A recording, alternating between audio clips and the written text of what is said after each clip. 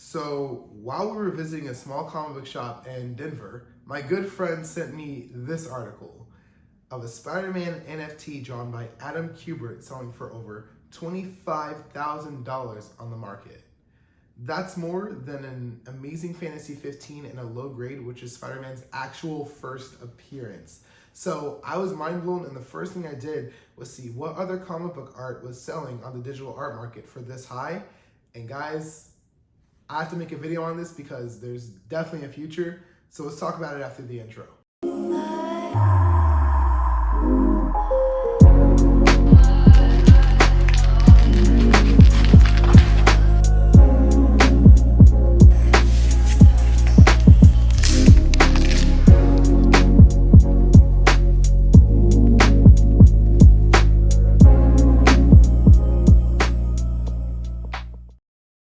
I'm Zach. Welcome to Comic Ventures. On this channel, we like to travel and do nerdy things as well as bring you fresh comic-related content every week. And I missed last week. I'm sorry because I was not feeling 100%. My voice was really weird. Today I feel a little bit better. And I also got Breath of the Wild. So if you know, my productivity took a big nosedive. But I am back to talk about comic books and the digital art market and how NFTs are going to potentially change the hobby big time. This is super exciting. I have been rooting for the digital comic and the digital art market since day one, and I feel like a lot of big time collectors are about to take a big U-turn. I'm going to tell you guys why. Let's start by explaining what NFT stands for. So NFT stands for non-fungible tokens. And let me explain the weird word in there, which is fungible. So here I have two copies of Uncanny X-Men issue 268, my favorite cover of all time. To explain fungibility in comic books, both of these comics are the same book, so they should represent the same value, right? No. One is a better condition than the other, so one is going to go for a higher price, it's going to have a higher value, and so these are not fungible items because even though they're the same thing, even though each page is exactly the same, they're not in the same condition, so they don't fare for the same price.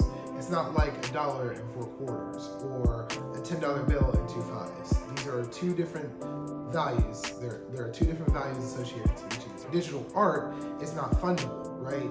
You can have rarity, you can have authenticity that shoots the price higher or lower, and it's not like fungible like money is. So kind of like in the comic collecting hobby, what makes these NFTs so valuable is rarity, authenticity, and proof of ownership. So if I have Jim Lee's original sketch for this cover, signed by him with his certificate of authenticity, then this poses a whole different value than the books that I showed you before. So that's kind of how NFTs work. There's different things that affect the value. Most of them, or a lot of them, are like extremely rare. They are an edition of one. They are limited edition. So they fare for a much higher price, even though they're digital. A lot of people fear that they can be replicated, but basically the token part of an NFT gives you that ownership. So even though somebody can, yes, technically take a screenshot of a JPEG or, steal a GIF, or GIF, is it GIF or GIF? Tell me, guys. So even though guys may take screenshots and copy and paste, they do not have ownership of that piece of digital art. It is yours. You have the certificate for it. You have the token for it, and so it has that value. This has so much potential for our hobby and the way that we enjoy it, because so many collectors have stigmatized digital comics and somewhat digital art as a valueless and inferior way to enjoy the hobby and invest in it. But now you may see a lot of those same collectors completely change their minds and take back everything they said to start investing in NFTs in the digital age. This is the way of the future.